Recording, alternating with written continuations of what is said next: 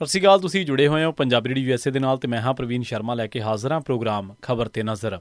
ਖਬਰ ਤੇ ਨਜ਼ਰ ਪ੍ਰੋਗਰਾਮ ਦੇ ਵਿੱਚ ਕਈ ਅਹਿਮ ਤੇ ਕਈ ਖਾਸ ਖਬਰਾਂ ਨੂੰ ਲੈ ਕੇ ਚਰਚਾ ਕਰਨ ਦੇ ਲਈ ਜੁੜ ਚੁੱਕੇ ਨੇ ਪੰਜਾਬ ਤੋਂ ਸੀਨੀਅਰ ਪੱਤਰਕਾਰ ਦੀਪਕ ਸ਼ਰਮਾ ਚਨਾਰਥਲ ਜੀ। ਸ਼ਰਮਾ ਜੀ, ਸਤਿ ਸ਼੍ਰੀ ਅਕਾਲ। ਸਵਾਗਤ ਹੈ ਜੀ ਪੰਜਾਬੀ ਰੇਡੀਓ USA ਤੇ ਜੀ। ਸਤਿ ਸ਼੍ਰੀ ਅਕਾਲ ਪ੍ਰਵੀਨ ਜੀ। ਸਾਰੇ ਦਰਸ਼ਕਾਂ ਨੂੰ, ਸਰੋਤਿਆਂ ਨੂੰ ਮੇਰੀ ਪਿਆਰ ਭਰੀ ਸਤਿ ਸ਼੍ਰੀ ਅਕਾਲ। ਸਤਿ ਸ਼੍ਰੀ ਅਕਾਲ ਜੀ। ਪ੍ਰੋਗਰਾਮ ਦੇ ਵਿੱਚ ਅੱਗੇ ਵਧਣ ਤੋਂ ਪਹਿਲਾਂ ਧੰਨਵਾਦ ਕਰਦੇ ਚੱਲੀਏ ਸਪਾਂਸਰਸ ਦਾ, ਜਿਹੜੇ ਜ਼ਰੀਆ ਬਣਦੇ ਨੇ ਇਹਨਾਂ ਪ੍ਰੋਗਰਾਮਾਂ ਨੂੰ ਤੁਹਾਡੇ ਤੱਕ ਪਹੁੰਚਾਉਣ ਦੇ ਲਈ। ਖਾਲਸਾ ਇੰਸ਼ੋਰੈਂਸ ਏਜੰਸੀ ਵਾਲੇ, ਜਿਨ੍ਹਾਂ ਤੋਂ ਤੁਸੀਂ ਹਰ ਤਰੀਕੇ ਦੀ ਇੰਸ਼ੋਰੈਂਸ ਲੈ ਸਕਦੇ ਹੋ। ਇੰਸ਼ੋਰੈਂਸ ਬਾਰੇ ਪਤਾ ਕਰਨ ਦੇ ਲਈ ਇਹਨਾਂ ਦਾ ਨੰਬਰ ਹੈ 408-272-2500। ਇਹ 1992 ਤੋਂ ਲਗਾਤਾਰ ਇੰਸ਼ੋਰੈਂਸ ਬਿਜ਼ਨਸ ਦੇ ਵਿੱਚ ਸ਼ਾਨਦਾਰ ਸੇਵਾਵਾਂ ਦੇ ਰਹੇ ਨੇ ਅਤੇ ਅਮਰੀਕਾ ਭਰ ਦੇ ਵਿੱਚ ਇੰਸ਼ੋਰੈਂਸ ਕਰਦੇ ਨੇ। ਓਬਾਮਾ ਕੇਅਰ, ਮੈਡੀਕੇਅਰ ਜਾਂ ਫਿਰ ਕਵਰਡ ਕੈਲੀਫੋਰਨੀਆ ਬਾਬਤ ਪਾਲਿਸੀ ਕਰਵਾਉਣ ਦੇ ਲਈ, ਸਲਾਹ ਲੈਣ ਦੇ ਲਈ ਅੱਜ ਹੀ ਕਾਲ ਕਰੋ 408-272-2500 'ਤੇ।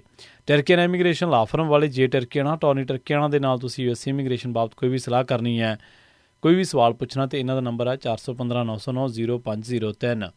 ਗੁਰਦੀਪ ਸਿੰਘ ਬਿਰਦੀ ਕਲੋਬਿਸ, ਮਨਦੀਪ ਸਿੰਘ, ਸੰਦੀਪ ਕੌਰ ਸੈਨ ਹੋਜ਼ੇ, ਓਂਕਾਰ ਸਿੰਘ ਫਰੈਜ਼ਨੋ, ਗੁਰਨਾਮ ਸਿੰਘ ਐਂਟੀਲੋਪ ਤੇ ਜਰਨੈਲ ਸਿੰਘ ਸਿਆਟਲ ਤੋਂ।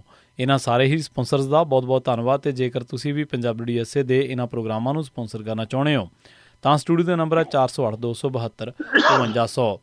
ਅੱਜ ਦਾ ਇਹ ਖਬਰ ਤੇ ਨਜ਼ਰ ਪ੍ਰੋਗਰਾਮ ਸਾਲ 2025 ਦੀ 21 ਅਕਤੂਬਰ ਦਾ ਪ੍ਰੋਗਰਾਮ ਹੈ ਤੇ ਦਿਨ ਅੱਜ ਮੰਗਲਵਾਰ ਹੈ। ਖਬਰਾਂ ਦੀ ਸ਼ੁਰੂਆਤ ਕਰੀਏ ਇਸ ਟਾਈਮ ਖਾਸੇ ਚਰਚਿਤ ਮਾਮਲੇ ਤੋਂ, ਕਿਉਂਕਿ ਆਪਾਂ ਲਗਾਤਾਰ ਇਸ ਦੇ ਉੱਤੇ ਚਰਚਾ ਕਰ ਰਹੇ ਹਾਂ। DIG ਜਿਹੜਾ ਭੁੱਲਰ ਦਾ ਮਾਮਲਾ ਹੈ ਸ਼ਰਮਾ ਜੀ, ਇਸ ਮਾਮਲੇ ਦੇ ਆਪਾਂ ਲੰਘੇ ਦਿਨਾਂ ਦੇ ਵਿੱਚ ਚਰਚਾ ਕੀਤੀ ਸੀ ਵੀ ਕਈ ਸਿਆਸਤਦਾਨਾਂ ਦੀ ਸਰਕਾਰ ਦੀ ਨੀਂਦ ਉਡਾ ਦਿੱਤੀ ਹੈ। ਅਤੇ ਹੁਣ ਖਬਰ ਇੱਕ ਹੋਰ ਆ ਰਹੀ ਹੈ, ਉਹ ਕਹਿ ਰਹੀ ਹੈ ਕਿ ਭੁੱਲਰ 'ਤੇ ਇੱਕ ਹੋਰ ਮਾਮਲਾ ਦਰਜ ਕੀਤਾ ਜਾ ਰਿਹਾ ਅਤੇ ਉਸ ਤੋਂ ਬਾਅਦ ਇੱਕ ਹੋਰ ਦੀ ਤਿਆਰੀ ਹੈ ਜੀ। ਬਿਲਕੁਲ ਪ੍ਰਵੀਨ ਜੀ, ਇਹਦੇ ਵਿੱਚ ਕੋਈ ਦੋ ਰਾਏ ਨਹੀਂ। DIG ਭੁੱਲਰ ਇਸ ਵਾਰ ਉਹਦੀ ਦੀਵਾਲੀ ਮਤਲਬ ਕਿ ਜੇਲ੍ਹ 'ਚ ਮਨਾਉਣੀ ਪਈ, ਉਹਨੂੰ ਜੇਲ੍ਹ 'ਚ ਕੱਟਣੀ ਪਈ। ਪਰ ਜਿਹੜਾ ਮਾਮਲਾ ਤੁਸੀਂ ਕਹਿ ਰਹੇ ਹੋ ਕਿ ਇਹ 'ਚ ਕੋਈ ਦੋ ਰਾਏ ਨਹੀਂ ਕਿ ਇੱਕ ਤਾਂ ਉਹ ਰਿਸ਼ਵਤ ਵਾਲੇ ਮਾਮਲੇ 'ਚ ਘਿਰੇ ਨੇ, ਜਿਹੜੇ ਮਾਮਲੇ 'ਚ ਉਹਨਾਂ ਤੋਂ ਬਰਾਮਦਗੀ ਹੋ ਚੁੱਕੀ ਹੈ। ਪਰ ਉਹ ਜੋ ਬਰਾਮਦਗੀ ਹੋਈ ਆ ਉਹ ਹੁਣ ਉਹਦਾ ਮਿਲਾਨ ਇਸ ਤਰੀਕੇ ਨਾਲ ਕੀਤਾ ਜਾ ਰਿਹਾ ਸੀਬੀਆਈ ਵੱਲੋਂ ਕਿ ਆਮਦਨ ਤੋਂ ਵੱਧ ਜਾਇਦਾਦ ਦਾ ਮਾਮਲਾ, ਕਿਉਂਕਿ ਜਿਹੜੀ ਉਹਨਾਂ ਦੀ ਸੈਲਰੀ ਵਾਲਾ ਹਿਸਾਬ ਬਣਦਾ ਹੈ ਉਹਨੂੰ ਮਿਲਾ ਕੇ ਦੇਖਿਆ ਜਾ ਰਿਹਾ ਕਿ ਹਰ ਮਹੀਨੇ ਜੀ ਉਹਨਾਂ ਦੀ ਮੰਨ ਲਓ 3 ਲੱਖ ਤੋਂ ਸਮਥਿੰਗ ਸੈਲਰੀ ਬਣਦੀ ਹੈ, ਮਿਲਾ ਕੇ ਕਰਦੀ ਆਮਦਨ ਹੈ ਨਾ, ਤਾਂ ਉਹ 36 ਲੱਖ ਜੀ 38 ਲੱਖ ਜੀ ਸਾਲ ਦੀ ਏਦਾਂ ਅੰਦਾਜ਼ਾ ਲਾਇਆ ਜਾ ਰਿਹਾ। ਪਰ ਉਹਦੇ ਮੁਕਾਬਲੇ ਖਾਤਿਆਂ 'ਚ ਕਿੰਨੇ ਪਏ ਨੇ, ਨਗਦੀ ਕਿੰਨੀ ਮਿਲੀ ਹੈ, ਜਾਇਦਾਦ ਦਾ ਮੁੱਲ ਕੀ ਹੈ, ਉਹ ਸਾਰੀਆਂ ਚੀਜ਼ਾਂ ਦਾ ਮਿਲਾਨ ਸ਼ੁਰੂ ਹੋ ਗਿਆ। ਜੇ ਤੁਸੀਂ ਮੁੱਢਲੀ ਚੀਜ਼ ਦੇਖੋ ਤਾਂ ਭੁੱਲਰ ਦੀ ਚੰਡੀਗੜ੍ਹ ਕੋਠੀ 'ਚੋਂ 7.5 ਕਰੋੜ ਨਗਦ ਮਿਲਿਆ ਸੀ, 2.5 ਕਿਲੋ ਸੋਨਾ ਨਾ, ਰੋਲੈਕਸ ਤੇ ਰਾਡੋ ਸਣੇ ਹੋਰ ਲਗਜ਼ਰੀ ਜਿਹੜੀਆਂ 26 ਦੇ ਕਰੀਬ ਘੜੀਆਂ, 50 ਤੋਂ ਜ਼ਿਆਦਾ ਪ੍ਰਾਪਰਟੀ ਦੇ ਡਾਕੂਮੈਂਟ ਮਿਲੇ ਨੇ। ਹੁਣ ਉਹ ਡਾਕੂਮੈਂਟਾਂ ਦਾ ਮਿਲਾਨ ਹੈ ਕਿ ਕਿੰਨੀਆਂ ਇਹਨਾਂ ਦੇ ਨਾਮ ਨੇ, ਕਿੰਨੀਆਂ ਬੇਨਾਮ ਨੇ, ਹੈ ਨਾ। ਫਿਰ ਲੋਕਰਾਂ ਦੀਆਂ ਚਾਬੀਆਂ, ਅਜੇ ਤਾਂ ਮਤਲਬ ਲੋਕਰ ਖੁੱਲਣਗੇ, ਉਹ ਬੈਂਕਾਂ ਦੀ ਡਿਟੇਲ ਆਊਗੀ, ਲੋਕਰਾਂ 'ਚੋਂ ਕੀ ਮਿਲਦਾ ਇਹ ਦੇਖਣ ਲੱਗੇ। ਫਿਰ ਇਹ ਸਾਰੀ ਕਾਰਵਾਈ ਦੇ ਚੱਲਦਿਆਂ ਸਮਰਾਲਾ ਜਿਹੜਾ ਫਾਰਮ ਹਾਊਸ ਸੀਗਾ ਉਹਦੇ ਵਿੱਚੋਂ ਵੀ ਜਾਂ 40 ਵਾਲੀ ਕੋਠੀ 'ਚੋਂ ਵੀ ਪਹਿਲਾਂ ਕਹਿੰਦੇ ਕੁਝ ਸ਼ਰਾਬ ਦੀਆਂ ਬੋਤਲਾਂ ਮਿਲੀਆਂ ਤੇ ਪਰ ਉਹਨੂੰ ਇੰਨਾ ਗੌਲਿਆ ਨਹੀਂ ਗਿਆ। ਤੇ ਜਦੋਂ ਸਮਰਾਲਾ ਫਾਰਮ ਹਾਊਸ ਤੇ ਪਹੁੰਚੇ ਤਾਂ ਉੱਥੇ ਦੇਖਿਆ ਉੱਥੇ 100 ਤੋਂ ਵੱਧ ਵਿਦੇਸ਼ੀ ਸ਼ਰਾਬ ਦੀਆਂ ਬੋਤਲਾਂ ਮਿਲੀਆਂ, ਜਿਹੜੀਆਂ ਮਤਲਬ ਜਿਹਦੀ ਕੀਮਤ ਹੀ 7.5 ਲੱਖ ਤੋਂ ਉੱਪਰ ਬਣਦੀ ਹੈ। ਠੀਕ ਹੈ। ਤੇ ਉਹ ਇੰਨੀਆਂ ਮਹਿੰਗੀ ਸ਼ਰਾਬ ਦਾ ਮਿਲਣਾ, ਫਿਰ ਇਸ ਨੂੰ ਵੀ ਐਕਸਾਈਜ਼ ਨੇ ਮਾਮਲਾ ਦਰਜ ਕਰ ਲਿਆ। ਐਕਸਾਈਜ਼ ਐਕਟ ਤਹਿਤ ਹੁਣ ਇਹ ਮਾਮਲਾ DIG ਭੁੱਲਰ ਤੇ ਇੱਕ ਨਵਾਂ ਦਰਜ ਹੋ ਗਿਆ। ਠੀਕ ਹੈ। ਹੁਣ ਇਹਦੇ ਨਾਲ ਤਾਂ ਇੱਕ ਤਾਂ ਮਤਲਬ ਕਿ ਪੰਜਾਬ ਸਰਕਾਰ ਦੱਸਣ ਨੂੰ ਕਹਿਣ ਨੂੰ ਵੀ ਦੇਖੋ ਜੀ ਅਸੀਂ ਕਾਰਵਾਈ ਕਰ ਲਈ ਹੈ ਨਾ, ਤੇ ਦੂਜਾ ਅਜੇ ਤੱਕ ਜਦੋਂ ਕਿ ਮੁੱਖ ਮੰਤਰੀ ਨੇ ਮੂੰਹ ਨਹੀਂ ਖੋਲਿਆ, ਕੋਈ ਗੱਲ ਟਿੱਪਣੀ, ਕੋਈ ਬਿਆਨ ਨਹੀਂ ਕੀਤਾ ਉਹਦੇ ਤੇ। ਵੈਸੇ ਤਾਂ ਹੁਣ ਮੁੱਖ ਮੰਤਰੀ ਆਪਣੇ ਇੱਕ ਮਾਮਲੇ 'ਚ ਘਿਰੇ ਹੋਏ ਨੇ, ਉਹ ਨਕਲੀ ਅਸਲੀ ਵੀਡੀਓ ਦਾ ਮਾਮਲਾ, ਉਹਨਾਂ ਨੇ FIR ਵੀ ਦਰਜ ਕਰਾ ਦਿੱਤੀ ਆ। ਪਰ ਇਸ ਮਾਮਲੇ ਤੇ ਗ੍ਰਹਿ ਮੰਤਰੀ ਹੁੰਦਿਆਂ ਉਹਨਾਂ ਦੀ ਜ਼ਿੰਮੇਵਾਰੀ ਬਣਦੀ ਸੀ ਕਿ ਉਹ ਕੁਛ ਤਾਂ ਬੋਲਦੇ ਇਸ ਕਾਰਵਾਈ ਬਾਰੇ। ਉਹਨਾਂ ਨੇ ਪਰ ਆਹ ਇੱਕ ਕਾਰਵਾਈ ਕਰਕੇ ਉਹਨਾਂ ਨੇ ਆਪਣੇ ਆਪ ਨੂੰ ਇਹ ਦਿਖਾਉਣ ਦੀ ਕੋਸ਼ਿਸ਼ ਕੀਤੀ ਕਿ ਨਹੀਂ ਜੀ ਅਸੀਂ ਵੀ ਮਤਲਬ ਸਿਸਟਮ 'ਚ ਚੱਲ ਰਹੇ ਹਾਂ। ਪਰ ਮਾਮਲਾ ਇੱਥੇ ਰੁਕਣ ਵਾਲਾ ਨਹੀਂ ਹੈ। DIG ਭੁੱਲਰ ਦੇ ਲਈ ਹੁਣ ਜਿਹੜੀ ਜਾਇਦਾਦ ਦਾ ਮਿਲਾਨ ਦਾ ਮਾਮਲਾ ਇਹ ਵੱਡਾ ਬਣ ਗਿਆ ਕਿ ਜਲੰਧਰ 'ਚ ਜੇ 6 ਕਨਾਲ ਦਾ ਫਾਰਮ ਹਾਊਸ ਹੈ, ਚੰਡੀਗੜ੍ਹ 'ਚ 1.5 ਕਰੋੜ ਦਾ ਫਲੈਟ ਹੈ, ਮੋਹਾਲੀ 'ਚ 20 ਲੱਖ ਦਾ ਇੱਕ ਫਲੈਟ ਖਰੀਦਿਆ, 2008 'ਚ 528 ਗਜ ਦਾ ਮਕਾਨ ਖਰੀਦਿਆ ਸੀ, ਲੁਧਿਆਣਾ 'ਚ 3 ਕਰੋੜ ਦੀ ਜ਼ਮੀਨ ਹੈ ਨਾ। ਸੋ ਇਹ ਸਾਰੀਆਂ ਚੀਜ਼ਾਂ ਨੂੰ ਹੁਣ ਉਹ ਮਿਲਾਨ ਕਰਕੇ ਦੇਖਣਾ ਚਾਹੁੰਦੇ ਨੇ ਕਿ ਕੀ ਮਤਲਬ ਕਿ ਇਹ ਸਾਰਾ ਕੁਛ ਇੱਕ ਨੰਬਰ ਵਾਲਾ, ਇਹ ਆਮਦਨ ਵਾਲੀ ਜਿਹੜੀ ਉਹਨਾਂ ਦੀ ਸੈਲਰੀ ਵਾਲੀ ਜਾਂ ਘਰ ਦੀ ਖੇਤੀ ਵਾਲੀ ਕੋਈ ਜ਼ਮੀਨ 'ਚੋਂ ਕੋਈ ਆਮਦਨ ਆ ਉਹ 'ਚੋਂ ਖਰਚੇ ਗਏ ਨੇ। ਇਹ ਪੈਸਾ ਕਿੱਥੋਂ ਦਿੱਤਾ ਗਿਆ? ਅੱਜ ਕੱਲ ਇਹ ਇੱਕ ਤਰੀਕਾ ਸਰਕਾਰਾਂ ਨੇ ਬਣਾ ਲਿਆ ਕਿ ਬਈ ਉਹ ਰਜਿਸਟਰੀਆਂ ਨਹੀਂ ਦੇਖਦੇ, ਉਹ ਮਾਰਕੀਟ ਕੀਮਤ ਦੇਖਦੇ ਆ। ਹੁਣ ਜਦੋਂ CBI ਜਾਂ CID ਜਾਂ ED ਜਾਂ ਇਨਕਮ ਟੈਕਸ ਡਿਪਾਰਟਮੈਂਟ ਜਦੋਂ ਹੁਣ ਅੱਜ ਕੱਲ ਜ਼ਮੀਨਾਂ ਜਾਇਦਾਦਾਂ ਮਕਾਨਾਂ ਦਾ ਹਿਸਾਬ ਕਿਤਾਬ ਲਾਉਂਦੇ ਆ ਤਾਂ ਉਹ ਰਜਿਸਟਰੀ ਨਾਲ ਮਿਲਾਨ ਨਹੀਂ ਕਰਦੇ। ਅੱਗੇ ਹੁੰਦਾ ਸੀ ਰਜਿਸਟਰੀ ਦੇਖੋ ਜੀ, ਹੈ ਨਾ। ਹੁਣ ਉਹ ਸਿੱਧਾ ਹੈ ਕਿ ਵੀ ਮਾਰਕੀਟ ਵੈਲਿਊ ਕਿੰਨੀ ਹੈ ਜੀ, ਉਹਦੇ ਹਿਸਾਬ ਨਾਲ ਅੰਦਾਜ਼ਾ ਲੱਗਦਾ। ਫਿਰ ਇਹਦੇ ਲਈ ਉਹਨਾਂ ਦੀਆਂ ਮੁਸ਼ਕਲਾਂ ਹੁਣ ਵਧਣੀਆਂ ਨੇ ਕਿ ਜਿਹੜੀ ਉਹਨਾਂ ਦੀ ਰਿਟਰਨ ਹੈ ਉਹਦੇ ਵਿੱਚ ਉਹਨਾਂ ਨੇ ਕੀ ਕੁਝ ਦਿਖਾਇਆ ਹੋਇਆ। ਤੇ DIG ਭੁੱਲਰ ਦੇ ਕਹਿੰਦੇ ਕੇਂਦਰ ਸਰਕਾਰ ਦੇ ਕੋਲ 1 ਜਨਵਰੀ 2025 ਤੱਕ ਇਨਕਮ ਟੈਕਸ ਰਿਟਰਨਾਂ ਦਾਖਲ ਕੀਤੀਆਂ ਸੀ। ਉਹਦੇ ਅਨੁਸਾਰ ਉਹਨਾਂ ਦੀ ਕੁੱਲ ਜਿਹੜੀ ਤਨਖਾਹ ਹੈ ਉਹ 2,16,600 ਰੁਪਏ ਪ੍ਰਤੀ ਮਹੀਨਾ ਬਣਦੀ ਹੈ, ਜਦੋਂ ਕਿ 58% ਕਹਿੰਦੇ ਮਹਿੰਗਾਈ ਭੱਤਾ DA ਦੇ ਨਾਲ ਇਹ 3,20,000 ਹਰ ਮਹੀਨੇ ਬਣ ਜਾਂਦੀ ਹੈ। ਤੇ ਲਗਭਗ 30% ਇਨਕਮ ਟੈਕਸ ਚ ਆਉਂਦਾ। ਤੇ ਹੁਣ ਉਹ ਵੀ ਉਹਨਾਂ ਨੇ ਦੇਖਣਾ ਕਿ ਟੈਕਸ ਕਿੰਨਾ ਪੇ ਕੀਤਾ ਹੋਇਆ, ਹੈ ਨਾ। ਤੇ ਇਹਦੇ ਹਵਾਲੇ ਨਾਲ ਫਿਰ ਉਹਨਾਂ ਦੀਆਂ ਮੁਸ਼ਕਲਾਂ ਇਸ ਲਈ ਵਧਣੀਆਂ ਨੇ ਕਿ ਇਹ ਇੰਨੀ ਜਾਇਦਾਦ ਜਿਹੜੀ ਹੈ ਉਹ ਤਨਖਾਹ ਚੋਂ ਨਹੀਂ ਬਣ ਸਕਦੀ। ਇੰਨਾ ਕਾਰੋਬਾਰ, ਇੰਨਾ ਧੰਦਾ, ਅਜੇ ਤਾਂ ਬੇਨਾਮੀ ਜਾਇਦਾਦ, ਬੇਨਾਮੀਆਂ ਜ਼ਮੀਨਾਂ, ਉਹ ਸਾਰੀਆਂ ਮਿਲਾਉਣ ਤੋਂ ਬਾਅਦ ਇਹ ਹੁਣ ਜਲਦੀ ਇਹ ਸੰਭਾਵਨਾ ਬਣ ਗਈ ਹੈ ਪ੍ਰਵੀਨ ਜੀ ਕਿ ED ਇਨਵੋਲਵ ਹੋਊਗੀ ਹੁਣ ਇਹ ਇਕੱਲਾ ਭ੍ਰਿਸ਼ਟਾਚਾਰੀ ਨਹੀਂ। ਸੋ ਇਸ ਲਈ ਇੱਕ ਮਾਮਲਾ ਉਹਨਾਂ ਤੇ ਰਿਸ਼ਵਤ ਵਾਲਾ ਸੀ, ਦੂਸਰਾ ਮਾਮਲਾ ਉਹਨਾਂ ਤੇ ਐਕਸਾਈਜ਼ ਵਾਲਾ ਹੋ ਗਿਆ, ਤੇ ਤੀਸਰੇ ਦੀ ਹੁਣ ਤਿਆਰੀ ਹੈ ਜਿਹੜਾ ED ਵਾਲਾ ਹੋ ਜਾਣਾ। ਸੋ ਇਸ ਲਈ ਪ੍ਰੋਫੈਸਰ ਆਪਣਾ ਕੀ ਆ DIG ਭੁੱਲਰ, ਹਰਚਰਨ ਸਿੰਘ ਭੁੱਲਰ, ਇਹਦੀਆਂ ਮੁਸ਼ਕਲਾਂ ਤਾਂ ਹੁਣ ਵੱਧ ਗਈਆਂ ਤੇ ਇਹ ਮਾਮਲਾ ਅਗਾਂਹ ਤੱਕ ਜਾਏਗਾ ਔਰ ਇਹ ਕਾਫੀ ਦਿੱਕਤਾਂ ਪੈਦਾ ਕਰੇਗਾ। ਮਤਲਬ ਦੀਵਾਲੀ ਤਾਂ ਉਹਨਾਂ ਦੀ ਜਿਹੀ ਜੀ ਕੱਟੀ, ਅਗਲੇ ਦਿਨ ਵੀ ਅਜੇ ਆਸਾਨੀ ਨਾਲ ਕੱਟਦੇ ਹੁਣ ਨਜ਼ਰ ਨਹੀਂ ਆਉਂਦੇ। ਜੀ ਸਹੀ ਹੈ। ਤੇ ਇਸੇ ਮਾਮਲੇ ਦੇ ਨਾਲ ਜੁੜੇ ਇੱਕ ਹੋਰ ਦਿਲਚਸਪ ਪਹਿਲੂ ਬਾਰੇ ਗੱਲ ਕਰੀਏ। ਕਹਿੰਦੇ ਇੱਕ ਡਾਇਰੀ ਦੇ ਡਰ ਨੇ ਚੰਡੀਗੜ੍ਹ ਤੋਂ ਕਈ ਅਫਸਰ ਭਜਾਤੇ ਜੀ। ਪ੍ਰਵੀਨ ਜੀ ਤੁਸੀਂ ਇਕੱਲੀ ਡਾਇਰੀ ਦੀ ਗੱਲ ਕਰਦੇ ਹੋ, ਮਤਲਬ ਜੇ ਤੁਸੀਂ DIG ਭੁੱਲਰ ਦੀ, ਹਰਚਰਨ ਸਿੰਘ ਭੁੱਲਰ ਦੀ ਦੇਖੋ ਕਿ ਜਦੋਂ ਦੀਵਾਲੀ ਹੁੰਦੀ ਸੀ ਤਾਂ ਚੰਡੀਗੜ੍ਹ ਵਾਲੀ ਕੋਠੀ ਵੀ ਔਰ ਕਹਿੰਦੇ ਸਮਰਾਲਾ ਫਾਰਮ ਹਾਊਸ ਵੀ ਮੇਲਾ ਲੱਗਦਾ ਸੀ। ਲੋਕ ਕਤਾਰ ਬੱਧੀ ਆਉਂਦੇ ਸੀ, ਹੈ ਨਾ, ਦੀਵਾਲੀ ਦਾ ਮੱਥਾ ਟੇਕਣ। ਮਤਲਬ ਇਸੇ ਨੂੰ ਦੇਵਤਾ ਮੰਨ ਕੇ ਆਪਣਾ ਚੜਾਵਾ ਚੜਾ ਕੇ ਜਾਂਦੇ ਸੀ, ਹੈ ਨਾ। ਉਹ ਸਾਰੇ ਕਿੱਥੇ ਗਏ? ਸਹੀ ਹੈ। ਉਹ ਇਸ ਵਾਰ ਔਕੜੀ ਚ ਕਿਉਂ ਨਹੀਂ ਆ ਗਏ ਫਿਰ ਨਾਲ, ਹੈ ਨਾ। ਫਿਰ ਅਗਲੇ ਦੇ ਘਰੇ ਆਉਂਦੇ, ਅਗਲੇ ਦੇ ਫਾਰਮ ਹਾਊਸ ਜਾਂਦੇ, ਜੇਲ੍ਹ ਮੂਹਰੇ ਜਾਂਦੇ, ਕਿਤੇ ਮੋਮਬੱਤੀ ਵਾਲੇ ਆਉਂਦੇ ਫਿਰ ਉਹਦੇ ਲਈ। ਉਹ ਕਿੱਥੇ ਨੇ ਉਹ ਲੋਕ ਜਿਹੜੇ ਦੀਵਾਲੀ ਦੇਣ ਆਉਂਦੇ ਸੀ? ਚਲੋ DIG ਭੁੱਲਰ ਤਾਂ ਫਸ ਗਿਆ ਜੀ। ਜਿਹੜੇ ਬਾਕੀ ਅਫਸਰ ਅਧਿਕਾਰੀਆਂ ਦਾ ਆਮਲਾ ਫਾਲਾ, ਚਾਹੇ ਉਹ ਇਸੇ ਰੈਂਕ ਦੇ ਨੇ, ਚਾਹੇ ਉੱਪਰ ਵਾਲਾ ਰੈਂਕ ਹੈ ਜਾਂ ਥੱਲੇ ਵਾਲਾ ਰੈਂਕ ਹੈ, ਜਿਹੜੇ ਚੰਡੀਗੜ੍ਹ ਨੂੰ ਆਪਣੇ ਸੁਰੱਖਿਅਤ ਟਿਕਾਣਿਆਂ ਚੋਂ ਮੰਨਦੇ ਨੇ, ਤੇ ਉਹਨਾਂ ਦੇ ਘਰਾਂ ਮੂਹਰੇ ਵੀ ਕਤਾਰਾਂ ਲੱਗਦੀਆਂ ਸੀ, ਕਿਸੇ ਦੀ ਲਾਈਨ ਲੰਬੀ, ਕਿਸੇ ਦੀ ਲਾਈਨ ਛੋਟੀ। ਇਸ ਵਾਰ ਉਹਨਾਂ ਦੇ ਘਰਾਂ ਮੂਹਰੇ ਵੀ ਲਾਈਨ ਨਹੀਂ ਲੱਗੀ ਤੇ ਕਈਆਂ ਦੇ ਬਨੇਰਿਆਂ ਦੇ ਉੱਤੇ ਲੜੀਆਂ ਲਾਉਂਦੇ, ਕਈਆਂ ਦੇ ਗੇਟਾਂ ਬੂਹਾਂ ਦੇ ਉੱਤੇ ਦੀਵੇ ਰੱਖੇ ਜਾਂਦੇ, ਲੋਕਾਂ ਨੇ ਨੌਕਰ ਹੀ ਦੇਖੇ। ਸਹੀ ਹੈ। ਇਸ ਵਾਰ ਜਨਾਬ ਸਾਹਿਬ, ਪਰਿਵਾਰ, ਅਮਲਾ ਫਾਲਾ, ਉਹ ਕੋਈ ਖਾਸ ਨਜ਼ਰ ਨਹੀਂ ਆਇਆ। ਫਿਰ ਜਦੋਂ ਇਹ ਚਰਚਾ ਤੁਰੀ ਮੀਡੀਆ ਦੇ ਗਲਿਆਰਿਆਂ 'ਚ ਤੇ ਇੱਕ ਦੂਜੇ ਨੇੜਲਿਆਂ ਨੂੰ ਫੋਨ ਖੜਕਾ ਪਤਾ ਕਰਤਾ, ਉਹਦੇ ਵਿੱਚੋਂ ਕਹਾਣੀ ਇਹ ਨਿਕਲੀ ਕਿ ਵੀ 40 ਦੇ ਕਰੀਬ ਅਜਿਹੇ ਲਿਸਟ ਹੈ, ਕਹਿੰਦੇ ਜੀ, ਜਿਹੜੀ ਜੀ ਮਤਲਬ ਕਿ ਉਹਨਾਂ ਦੇ ਹੱਥ ਲੱਗੀ ਹੈ CBI ਦੇ, ਤੇ ਉਹ ਡਾਇਰੀ ਹੈ ਹਰਚਰਨ ਸਿੰਘ ਭੁੱਲਰ ਦੀ। ਕਹਿੰਦੇ ਭੁੱਲਰ ਦੀ ਡਾਇਰੀ ਦੇ ਵਿੱਚ ਜਿਹੜੇ ਸੰਪਰਕ ਮਿਲੇ ਨੇ ਉਹ ਰੀਅਲ ਐਸਟੇਟ ਨਾਲ ਸੰਬੰਧਿਤ ਨੇ, ਉਹ ਪੋਲੀਟੀਕਲ IAS ਔਰ PCS ਨੇ ਤੇ ਪੋਲੀਟੀਕਲ ਨੇ। ਸੋ ਇਸ ਤਰ੍ਹਾਂ ਦੇ ਵੱਡੇ ਰਿਲੇਸ਼ਨ ਨੇ।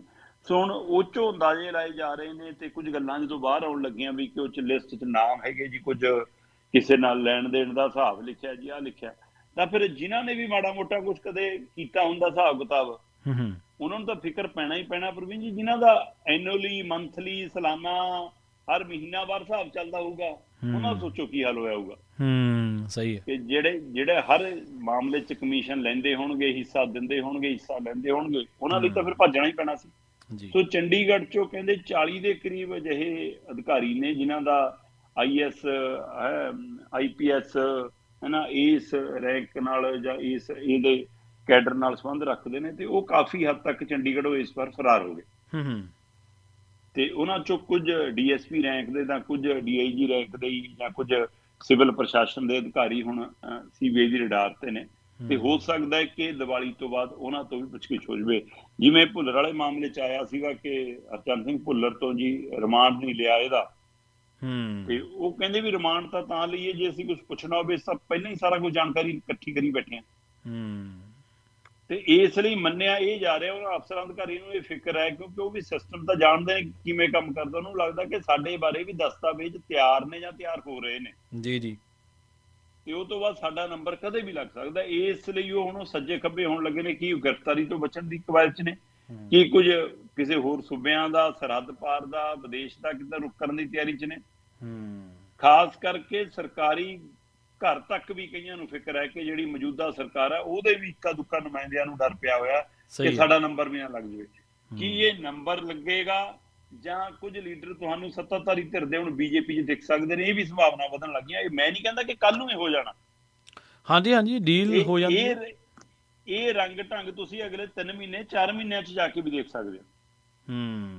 ਤੇ ਉਹ ਬੜੀਆਂ ਤੋਪਾਂ ਵੀ ਹੋ ਸਕਦੀਆਂ ਸਰਕਾਰੀ, ਜਿਹੜੀਆਂ ਪਾਲਾ ਬਦਲ ਸਕਦੀਆਂ ਇਸ ਡਰ ਤੋਂ। ਕਿਉਂਕਿ ਜੇ ਹਰਚੰਦ ਭੁੱਲਰ ਹਰ ਸਰਕਾਰ ਦੇ ਵਿੱਚ ਚਹੇਤਾ ਰਿਹਾ, ਇਹਦਾ ਮਤਲਬ ਹਰ ਧਿਰ ਦਾ ਸਿਆਸੀ ਧਿਰ ਉਹਦਾ ਖਾਸ ਰਿਹਾ, ਤੇ ਇਹਦਾ ਮਤਲਬ ਡਰ ਜੇ ਸਾਬਕਾ ਸਿਆਸੀ ਧਿਰਾਂ ਨੂੰ ਤਾਂ ਮੌਜੂਦਾ ਨੂੰ ਵੀ ਪੈ ਗਿਆ।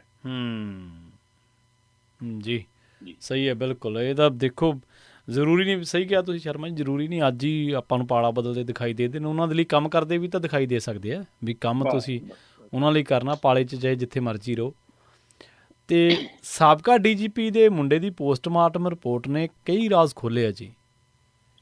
ਬਿਲਕੁਲ ਪ੍ਰਵੀਨ ਜੀ, ਇਹ ਆਪਾਂ ਪਹਿਲਾਂ ਵੀ ਗੱਲ ਕਰ ਰਹੇ ਸੀ ਕਿ ਲਗਾਤਾਰ ਮਾਮਲੇ ਅਜਿਹੇ ਆ ਰਹੇ ਨੇ ਜਿਹਦੇ 'ਚ ਕੋਈ ਨਾ ਕੋਈ, ਪਹਿਲਾਂ ਪੂਰਨ ਕੁਮਾਰ ਵਾਲਾ ਮਾਮਲਾ ਆ ਗਿਆ, ਫਿਰ ਆ ਭੁੱਲਰ ਵਾਲਾ ਮਾਮਲਾ ਆ ਗਿਆ, ਹੁਣ ਇਹਦੇ ਸਾਬਕਾ DGP ਜਿਹੜਾ ਉਹ ਮੁਸਤਫਾ ਉਹਦੇ ਵਾਲਾ ਆ ਗਿਆ।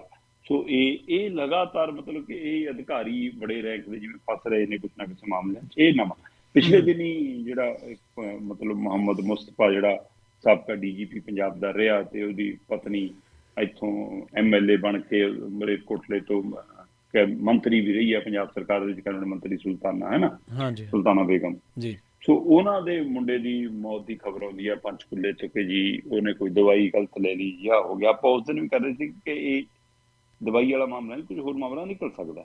ਗੱਲ ਉੱਧਰ ਨੂੰ ਧੁਰ ਪਈ। ਹੁਣ ਇੱਕ ਸ਼ਿਕਾਇਤਕਰਤਾ ਸਾਹਮਣੇ ਆਉਂਦਾ ਹੈ, ਉਹ ਕਹਿੰਦਾ ਜੀ ਮੈਂ ਇਹਨਾਂ ਦਾ ਗਵਾਂਢੀ ਰਿਹਾ, ਤੇ ਇਸ ਲਈ ਉਹ ਕਹਿੰਦਾ ਕਿ ਮੈਂ ਇਸ ਘਟਨਾ ਤੋਂ ਚੁੱਪ ਨਹੀਂ ਰਹਿ ਸਕਿਆ। ਮੈਨੂੰ ਪਹਿਲਾਂ ਵੀ ਲੱਗਦਾ ਸੀ ਕਿ ਮੈਂ ਕੋਈ ਗੱਲ ਕਰਾਂ, ਪਰ ਮੈਂ ਤਾਂ ਘਬਰਾਉਂਦਾ ਸੀਗਾ ਕਿ ਜੀ ਚਲੋ ਪਰਿਵਾਰਕ ਮਸਲਾ ਜੀ, ਪਰ ਕਹਿੰਦਾ ਹੁਣ ਮੌਤ ਤੋਂ ਬਾਅਦ ਮੇਰੇ ਤੋਂ ਰਹਿ ਨਹੀਂ ਹੋਇਆ। ਉਹਨੇ ਪਰਿਵਾਰ ਪੰਚਕੂਲੇ ਰਿਹਾ ਸੀ, ਹੈ ਨਾ, ਰਜੀਆ ਸੁਲਤਾਨਾ ਤੇ ਮਤਲਬ ਮੁਹੰਮਦ ਮੁਸਤਫਾ ਹੋਰੀ ਇਹ ਰਹਿੰਦੇ ਪੰਚਕੂਲਾ ਸੀ। ਤੇ ਇਹਨਾਂ ਦਾ ਮੁੰਡਾ ਜਿਹੜਾ ਅਕੀਲ ਅਖਤਰ, ਉਹਦੀ ਜਦੋਂ ਪੋਸਟਮਾਰਟਮ ਹੋਇਆ ਤਾਂ ਉਹਦੀ ਇੱਕ ਬਾਂਹ ਦੇ ਉੱਤੇ ਸਿਰਿੰਜ ਦਾ ਨਿਸ਼ਾਨ ਮਿਲਿਆ, ਔਰ ਉਹ ਕਾਫੀ ਮਤਲਬ ਜਿਵੇਂ ਮੋਟੀ ਸਿਰਿੰਜ ਲਾਈ ਹੁੰਦੀ ਆ ਉਹਦਾ ਨਿਸ਼ਾਨ ਹੈ ਜੀ। ਤੇ ਉਹ ਕਹਿੰਦੇ ਜੀ ਇਹਦੇ ਨਾਲ ਮਤਲਬ ਕੋਈ ਅੰਦਾਜ਼ਾ ਲਾਇਆ ਜਾ ਰਿਹਾ ਕਿ ਇਹ ਡਰੱਗ ਦਾ ਪਹਿਲੂ ਹੋ ਸਕਦਾ ਹੈ ਜਾਂ ਕੋਈ ਹੋਰ ਜ਼ਹਿਰੀਲਾ ਟੀਕਾ ਹੋ ਸਕਦਾ ਹੈ ਨਾ।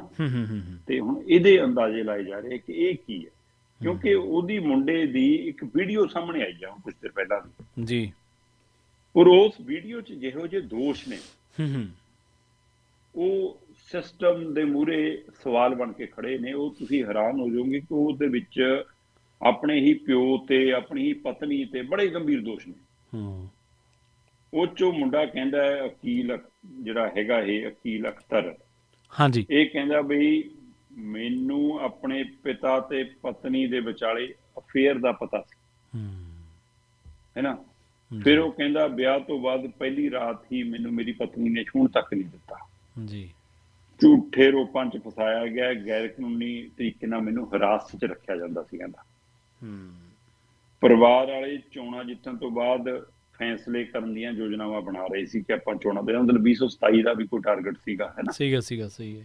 ਤੇ ਪਰਿਵਾਰ ਕਹਿੰਦਾ ਜੀ ਜ਼ਬਰਦਸਤੀ ਮੈਨੂੰ ਰੀਹੈਬ ਸੈਂਟਰ ਦੇ ਵਿੱਚ ਲਿਜਾਇਆ ਗਿਆ। ਇਹਦਾ ਮਤਲਬ ਨਸ਼ੇ ਵਾਲਾ ਮਾਮਲਾ ਵੀ ਕੋਈ ਵਿੱਚ ਇਨਵੋਲਵ ਹੈਗਾ। ਬਿਨਾਂ ਜਾਂਚ ਤੋਂ ਹੀ ਕਹਿੰਦਾ ਦਵਾਈਆਂ ਦਿੱਤੀਆਂ ਜਾਂਦੀਆਂ ਸੀ, ਮੇਰੇ ਨਾਲ ਦੁਰਵਿਵਹਾਰ ਕੀਤਾ ਜਾਂਦਾ ਸੀ, ਮੈਨੂੰ ਡਰਾਇਆ ਗਿਆ ਕਿ ਜੇ ਕੁਝ ਕਿਹਾ ਤਾਂ ਤੇਰੇ ਤੇ ਰੇਪ ਦਾ ਝੂਠਾ ਕੇਸ ਪਾ ਦਾਂਗੇ। ਮਤਲਬ ਇਸ ਗੱਲਾਂ ਨੇ ਇਹ ਸਪਸ਼ਟ ਕਰਤਾ ਕਿ ਸਾਰਾ ਕੁਛ ਨੋਰਮਲ ਨਹੀਂ ਹੋਇਆ, ਕੁਛ ਨਾ ਕਰਨ ਤਾਂ ਵਾਪਰੇ ਨੇ। ਜੀ। ਸੋ ਹੁਣ ਇਸ ਮਾਮਲੇ ਦੇ ਵਿੱਚ ਫਿਰ ਪੁਲਿਸ ਨੇ ਪੁੱਛਗਿੱਛ ਲਈ ਉਸ ਨੂੰ ਬੰਦੇ ਨੂੰ ਬੁਲਾਇਆ ਸੀ, ਜਿਹੜਾ ਇਹਨਾਂ ਦਾ ਆਪਣੇ ਆਪ ਨੂੰ ਗਵਾਂਢੀ ਦੱਸਦਾ, ਤੇ ਉਸ ਤੋਂ ਲੰਬੀ ਪੁੱਛਗਿੱਛ ਹੋਈ ਆ ਪ੍ਰਵੀਨ ਜੀ। ਕਰੀਬ ਮਤਲਬ ਕਿ 6 ਘੰਟੇ ਤੋਂ ਵੱਧ ਪੁੱਛਗਿੱਛ ਕੀਤੀ ਗਈ ਹੈ ਪੁਲਿਸ ਵੱਲੋਂ। ਤੇ ਉਧਰ ਮੈਡੀਕਲ ਐਕਸਪਰਟ ਨੇ ਜਿਹੜੇ ਹੈ ਨਾ, ਉਹਨਾਂ ਨੇ ਵੀ ਕਿਹਾ ਕਿ ਇਹ ਨਸ਼ੇ ਦੇ ਆਦੀ ਬੰਦੇ ਦੀ ਸ਼ੁਰੂਆਤ ਦੇ ਵੀ ਪ੍ਰਤੀਕ ਹੁੰਦੇ ਨੇ। ਜਦੋਂ ਬੰਦਾ ਇੰਜ ਟੀਕਾ ਲਾਉਂਦਾ ਤਾਂ ਹਮੇਸ਼ਾ ਸੱਜੇ ਹੱਥ ਨਾਲ ਖੱਬੀ ਬਾਂਹ ਤੇ ਲਾਉਣਾ ਸ਼ੁਰੂ ਕਰਦਾ, ਇਸ ਲਈ ਉਹਨੂੰ ਇਸ ਤਰੀਕੇ ਨਾਲ ਵੀ ਮੰਨਿਆ ਜਾ ਰਿਹਾ। ਸੋ ਕਈ ਐਂਗਲਾਂ ਤੋਂ ਇਹ ਜਾਂਚ ਹੋਣੀ ਆ। ਸੋ ਕੁੱਲ ਮਿਲਾ ਕੇ ਇਹ ਹੈ ਕਿ ਰਜੀਆ ਸੁਲਤਾਨਾ ਤੇ ਮੁਸਤਫਾ ਜਿਹੜਾ ਸਾਬਕਾ DGP, ਇਹਦੀਆਂ ਮੁਸ਼ਕਲਾਂ ਵੀ ਹੁਣ ਵੱਧ ਗਈਆਂ। ਮੁੰਡਾ ਵੀ ਗਿਆ ਤੇ ਇਹਨਾਂ ਦੀਆਂ ਆਪਣੀਆਂ ਮੁਸ਼ਕਲਾਂ ਵੀ ਵੱਧ ਗਈਆਂ। ਸੋ ਇਹ ਹੁਣ ਦੇਖਣ ਵਾਲਾ ਮਾਮਲਾ ਹੈ ਕਿ ਜਾ ਕੇ ਰੁਕਦਾ ਕਿੱਥੇ ਹੈ। ਇਹਦੀ ਇਨਕੁਆਇਰੀ ਕੀ ਸੁਨੇਹਾ ਦਿੰਦੀ ਹੈ, ਕੀ ਇਹ ਅਜੇ ਵੀ ਕੋਈ ਅਪਰੋਚ ਆਪਣੀ ਲੜਾਉਂਦੇ ਨੇ, ਕਿ ਉਹਦੇ ਵਿੱਚੋਂ ਕੁਝ ਨਿਕਲਣ ਦੀ ਪ੍ਰਕਿਰਿਆ ਹੋਏਗੀ। ਪਰ ਇਹ ਮਾਮਲਾ ਜਿਵੇਂ ਪੰਚਕੂਲਾ ਦੀ ਸੁਸਾਈਡ ਦਾ, ਤਾਂ ਪੰਚਕੂਲਾ ਦਾ ਮਤਲਬ ਹਰਿਆਣਾ ਸਰਕਾਰ ਇਨਵੋਲਵ ਹੈ, ਹਾਂਜੀ, ਹੈ ਨਾ। ਤੇ ਉਸ ਸਰਕਾਰ ਦੇ ਵਿੱਚ ਇਹਨਾਂ ਦਾ ਕੋਈ ਰਸੂਖ ਹੋ ਪਾਊਗਾ ਕਿ ਨਹੀਂ, ਜਾਂ ਸਿਸਟਮ ਆਪਣੇ ਤਹਿਤ ਕੰਮ ਕਰੂਗਾ ਤਾਂ ਫਿਰ ਸੱਚ ਸਾਹਮਣੇ ਆਊਗਾ, ਜਾਂ ਇਹ ਮਾਮਲਾ ਦਬ ਜੂਗਾ, ਉਹਦਾ ਸਮਾਂ ਦੱਸੂਗਾ। ਪਰ ਇੱਕ ਵਾਰ ਇਸ ਜੋੜੇ ਦੀਆਂ ਵੀ ਜਿਹੜਾ ਰਾਜਨੀਤਿਕ ਪਹੁੰਚ ਵੀ ਰੱਖਦਾ, ਸਿਆਸੀ ਪਹੁੰਚ ਵੀ ਰੱਖਦਾ ਤੇ ਪ੍ਰਸ਼ਾਸਨਿਕ ਪਹੁੰਚ ਅਪਰੋਚ ਵੀ ਰੱਖਦਾ, ਉਹਨਾਂ ਦੀਆਂ ਮੁਸ਼ਕਲਾਂ ਵੀ ਵੱਧ ਗਈਆਂ ਇਸ ਘਟਨਾਕ੍ਰਮ ਨਾਲ। ਮੁੰਡਾ ਵੀ ਗਿਆ ਤੇ ਆਪਣੇ ਮਾਮਲੇ ਵੀ ਵੱਧ ਗਏ। ਜੀ ਸਹੀ ਹੈ। ਤੇ ਅਗਲੀ ਗੱਲ ਕਰੀਏ ਪ੍ਰੋਫੈਸਰ ਦਵਿੰਦਰਪਾਲ ਭੁੱਲਰ ਦੇ ਮਾਮਲੇ ਦੀ। 350 ਸਾਲਾ ਸ਼ਹੀਦੀ ਦਿਹਾੜੇ ਤੇ ਕਹਿੰਦੇ ਪ੍ਰੋਫੈਸਰ ਭੁੱਲਰ ਦੀ ਰਿਹਾਈ ਸੰਭਵ ਹੈ ਜੀ? ਸਵਾਲੀਆ ਨਿਸ਼ਾਨ ਦੇ ਰੂਪ ਦੇ ਵਿੱਚ ਇੱਕ ਚੀਜ਼ ਸਾਹਮਣੇ ਖੜੀ ਹੈ ਆਪਣੇ। ਪ੍ਰਵੀਨ ਜੀ 2-3 ਮਾਮਲੇ ਨੇ। ਪਹਿਲਾ ਮਾਮਲਾ ਤਾਂ ਇਹ ਹੈ ਕਿ ਪਿਛਲੇ ਦਿਨੀ ਇੱਕ ਵਾਰ ਫਿਰ ਬਲਵੰਤ ਸਿੰਘ ਰਾਜੋਆਣਾ, ਉਹਦਾ ਮਾਮਲਾ ਚਰਚਾ ਚ ਆਉਂਦਾ ਹੈ ਕਿ ਬਈ ਉਹਦੇ ਲਈ ਚਾਰਜੋਈ ਕੀਤੀ ਜਾ ਰਹੀ ਹੈ, ਪਹੁੰਚ ਅਪਰੋਚ ਕੀਤੀ ਜਾ ਰਹੀ ਹੈ। ਅਦਾਲਤ ਦੇ ਵਿੱਚ ਇੱਕੋ ਪਹਿਲੂ ਉੱਪਰ ਕੇ ਆਉਂਦਾ, ਅਦਾਲਤ ਜਵਾਬ ਪੁੱਛਦੀ ਹੈ ਕਿ ਕਿਹਨੇ ਰੋਕਿਆ ਜੀ, ਇਸ ਤਾਂ ਫਾਂਸੀ ਦੀ ਸਜ਼ਾ ਸੁਣਾਤੀ ਸੀ, ਕਿਉਂ ਨਹੀਂ ਅਜੇ ਤੱਕ ਫਾਂਸੀ। ਸੋ ਉਹਦੀ ਸੁਣਵਾਈ ਲੰਘੇ ਦਿਨੀ ਹੋਣੀ ਸੀ। ਉਹ ਮਾਮਲਾ ਆਉਂਦੇ ਦਿਨਾਂ ਚ ਲਿਸਟਿੰਗ ਹੋ ਜਾਏਗਾ, ਤਾਂ ਦੇਖਦੇ ਕਿਵੇਂ ਅੱਗੇ ਵੱਧਦਾ। ਪਰ ਪੈਰਲਰ ਇੱਕ ਚਰਚਾ ਜਿਹੜੀ ਸੀਗੀ ਉਹ ਲਗਾਤਾਰ ਸੁਪਰੀਮ ਕੋਰਟ 'ਚ ਇਸ ਗੱਲ ਨੂੰ ਲੈ ਕੇ ਚੱਲ ਰਹੀ ਸੀ ਕਿ ਫਾਂਸੀ ਦੇ ਮਾਮਲੇ ਕਿਉਂ ਲਟਕ ਰਹੇ ਆ। ਤੇ ਇਹਦੇ ਵਿੱਚ ਮਾਨਯੋਗ ਸੁਪਰੀਮ ਕੋਰਟ ਨੇ ਹੇਠਲੀ ਅਦਾਲਤਾਂ ਨੂੰ ਇੱਕ ਅਪੀਲ ਕੀਤੀ ਕਿ ਤੁਸੀਂ ਅਗਲੇ 6 ਮਹੀਨਿਆਂ 'ਚ ਸਾਲਾਂ ਬੱਧੀ ਜਿਹੜੇ ਫਾਂਸੀ ਦੇ ਮਾਮਲੇ ਲਟਕ ਰਹੇ ਉਹਨਾਂ ਨੂੰ ਨਿਬੇੜੋ। ਜਦੋਂ ਉਹਦਾ ਨੰਬਰ ਦੇਖਿਆ ਜਾਂਦਾ ਤਾਂ ਉਹ 8.5 ਲੱਖ, 8.25 ਲੱਖ ਤੋਂ ਵੱਧ ਦੇ ਮਾਮਲੇ ਬਣਦੇ ਆ। 8,82,000 ਤੋਂ ਵੱਧ ਮਾਮਲੇ ਆ ਜਿਹੜੇ ਸਾਲਾਂ ਬੱਧੀ ਫਾਂਸੀਆਂ ਦੇ ਲਟਕਦੇ ਤੁਰੇ ਆਉਂਦੇ ਆ। ਇਸ ਤੋਂ ਪਹਿਲਾਂ ਲੰਘੇ ਮਾਰਚ ਦੇ ਵਿੱਚ 6 ਮਾਰਚ 2025 ਨੂੰ ਵੀ ਸੁਪਰੀਮ ਕੋਰਟ ਨੇ ਦੇਸ਼ ਦੀਆਂ ਹਾਈ ਕੋਰਟਾਂ ਨੂੰ ਹਦਾਇਤ ਕੀਤੀ ਸੀ ਕਿ ਤੁਸੀਂ ਆਪਣੀ ਡਿਵੀਜ਼ਨ ਦੀਆਂ ਜਿਹੜੀਆਂ ਅਦਾਲਤਾਂ ਨੇ ਉਹਨਾਂ 'ਚ ਜਿਹੜੇ ਫਾਂਸੀ ਦੇ ਮਾਮਲੇ ਲਟਕ ਰਹੇ ਨੇ ਉਹਨਾਂ ਨੂੰ ਨਿਬੇੜੋ 6 ਮਹੀਨਿਆਂ ਦੇ ਅੰਦਰ ਅੰਦਰ। ਤੇ ਉਸ ਦੀ ਹਦਾਇਤ ਦਾ ਅਸਰ ਇਹ ਹੋਇਆ ਸੀ ਕਿ 3,38,000 ਤੋਂ ਵੱਧ 3,38,685 ਮਾਮਲੇ 6 ਮਹੀਨਿਆਂ 'ਚ ਨਿਬੇੜੇ ਗਏ। ਤੇ ਉਹਦੇ ਬਾਵਜੂਦ ਵੀ ਅੱਜ ਦੀ ਤਰੀਕ 'ਚ ਵੀ 8,82,578 ਮਾਮਲੇ ਪੈਂਡਿੰਗ ਨੇ ਫਾਂਸੀ। ਤੇ ਹੁਣ ਤਾਜ਼ਾ ਸੁਪਰੀਮ ਕੋਰਟ ਦੀ ਹਦਾਇਤ ਤੋਂ ਬਾਅਦ ਇੱਕ ਵਾਰ ਇਹ ਆਸ ਵੱਜੀ ਹੈ ਕਿ ਘੱਟੋ ਘੱਟ ਅਗਲੇ 6 ਮਹੀਨਿਆਂ 'ਚ ਇਹ ਮਾਮਲੇ ਕਿਤੇ ਤਣ ਪੱਤਣ ਲੱਗਣਗੇ। ਪਰਮੀਨ ਜੀ ਤੁਸੀਂ ਇਹ ਦੇਖੋ ਨਾ ਕਿ ਇਹ ਹਦਾਇਤਾਂ ਕਿਤੇ ਨਾ ਕਿਤੇ ਸ਼ੀਸ਼ਾ ਦਿਖਾਉਂਦੀਆਂ ਨੇ ਕਿ ਮਾਮਲੇ ਫੈਸਲਾ ਕੁਲ ਸਥਿਤੀ ਤੱਕ ਵੀ ਨਹੀਂ ਪਹੁੰਚ ਪਾਉਂਦੇ। ਇਨਸਾਫ ਤਾਂ ਬਹੁਤ ਦੂਰ ਦੀ ਗੱਲ ਹੈ। ਜੀ ਮਤਲਬ ਇਨਸਾਫ ਨੂੰ ਤਾਂ ਤੁਸੀਂ ਆਸ ਹੀ ਛੱਡ ਦੋ, ਜੇ ਮਿਲ ਜਵੇ ਤਾਂ ਤੁਹਾਡੀ ਕਿਸਮਤ।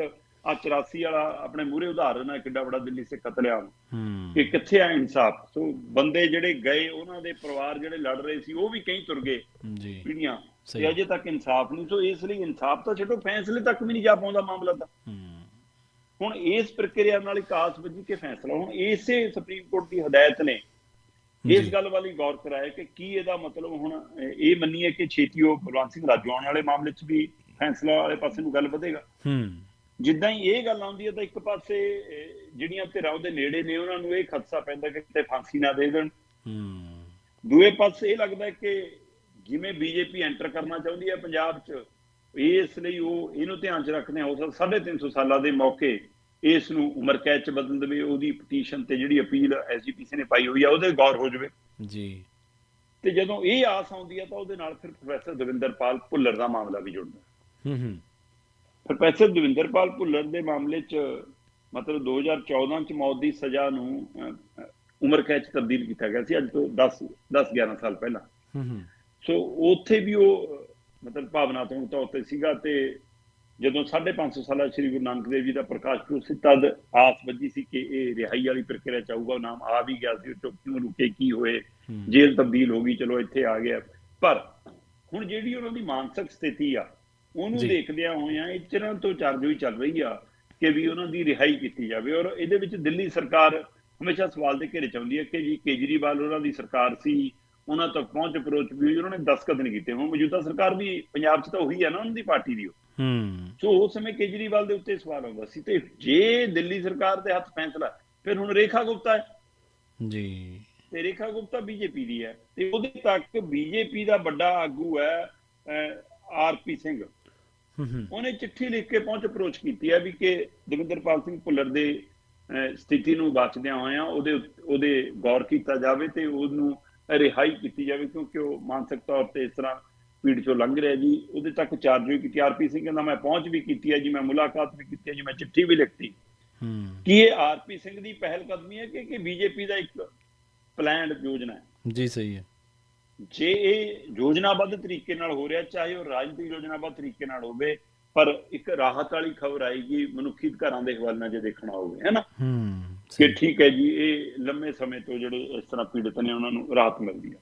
ਸੋ ਉਹਦੇ ਵਿੱਚੋਂ ਬੀਜੇਪੀ ਆਪਣੀ ਪੰਜਾਬ ਸਿਆਸਤ ਦੇਖ ਰਹੀ ਹੈ। ਬੀਜੇਪੀ ਨੂੰ ਲੱਗ ਰਿਹਾ ਕਿ ਪੰਥਕ ਘਰਾਂ ਤੱਕ ਪਹੁੰਚਣ ਦਾ, ਸਿੱਖ ਘਰਾਂ ਤੱਕ ਜਾਣ ਦਾ, ਪਿੰਡਾਂ ਤੱਕ ਜਾਣ ਦਾ, ਹੈ ਨਾ, ਕੁਝ ਵੱਖਰੀ ਲਾਈਨ ਲੈ ਕੇ ਚੱਲਣ ਵਾਲੀਆਂ ਧਿਰਾਂ ਨੂੰ ਮੱਠਾ ਪਾਉਣ ਦਾ, ਠੰਡਾ ਕਰਨ ਦਾ, ਆਪਣੇ ਪ੍ਰਤੀ ਚੁੱਪ ਕਰਾਉਣ ਦਾ, ਇਹੀ ਰਾਹ ਬਣਦਾ ਜੀ। ਸੋ ਜੇ ਸਿਆਸੀ ਚਾਲ ਚੋਂ ਵੀ ਦੇਖ ਰਹੇ ਨੇ, ਤਾਂ ਵੀ ਮੰਨਿਆ ਜਾ ਰਿਹਾ ਕਿ 350 ਸਾਲਾ ਸ਼੍ਰੀ ਗੁਰੂ ਤੇਗ ਬਹਾਦਰ ਜੀ ਦੇ ਸ਼ਹੀਦੀ ਪੁਰਬ ਮੌਕੇ ਪ੍ਰੋਫੈਸਰ ਦਵਿੰਦਰਪਾਲ ਭੁੱਲਰ ਦੀ ਰਿਹਾਈ ਦੀ ਸੰਭਾਵਨਾ ਤੇ ਬਲਵੰਤ ਸਿੰਘ ਰਾਜੋਆਣਾ ਦੀ ਫਾਂਸੀ ਉਮਰ ਕੈਦ ਚ ਬਦਲੇ ਜਾਣ ਦੀ ਸੰਭਾਵਨਾ। ਜੇ ਬੀਜੇਪੀ ਇਹ ਸਮਝਦੀ ਹੈ ਕਿ ਇੱਕ ਨੂੰ ਫਾਂਸੀ ਦੇ ਕੇ ਤੇ ਦੂਏ ਨੂੰ ਰਿਹਾ ਕਰਕੇ ਫਿਰ ਕੀਤਾ ਕਰਾਇਆ ਵੀ ਇਹਨਾਂ ਨੂੰ ਮਤਲਬ ਕਿ ਖਤਮ ਹੋ ਜਾਏਗਾ, ਕੀ ਇਹਦੇ ਉੱਤੇ ਵੀ ਮੰਥਨ ਹੋ ਰਿਹਾ? ਇਹ ਵੀ ਚਰਚਾ ਹੈਗੀ ਹੈ। ਸੋ ਕੀ ਬੀਜੇਪੀ ਸਾਰੀਆਂ ਸਥਿਤੀਆਂ ਨੂੰ ਭਾਂਫ ਰਹੀ ਹੈ? ਕੀ ਸੱਚਮੁੱਚ ਉਹ ਸਾਰੇ ਪੰਜਾਬ ਦੀਆਂ ਭਾਵਨਾਵਾਂ ਨੂੰ ਸਮਝ ਰਹੀ ਹੈ? ਫਿਰ ਜੇ ਉਹ ਸਮਝ ਰਹੀ ਤਾਂ ਕਿਸਾਨੀ ਮਸਲੇ ਨੂੰ ਵੀ ਹੋਰ ਤਰ੍ਹਾਂ ਨਜਿੱਠਦੀ, ਉਹ ਪੰਜਾਬ ਦੇ ਆਰਥਿਕ ਮਸਲੇ ਨੂੰ ਵੀ ਹੋਰ ਤਰ੍ਹਾਂ ਨਜਿੱਠਦੀ। ਫਿਰ ਇਹ ਵੀ ਸਵਾਲ ਹੈ ਕਿ ਕੀ ਉਹ ਇੱਕ ਅੱਧੇ ਮਸਲੇ ਦੀ ਤੇ ਕੇਂਦਰਿਤ ਹੋ ਰਹੀ ਹੈ? ਸੋ ਕਈ ਪੜਾਵਾਂ ਚੋਂ, ਕਈ ਪਹਿਲੂਆਂ ਚੋਂ ਇਹਨੂੰ ਵੇਖਿਆ ਜਾ ਰਿਹਾ।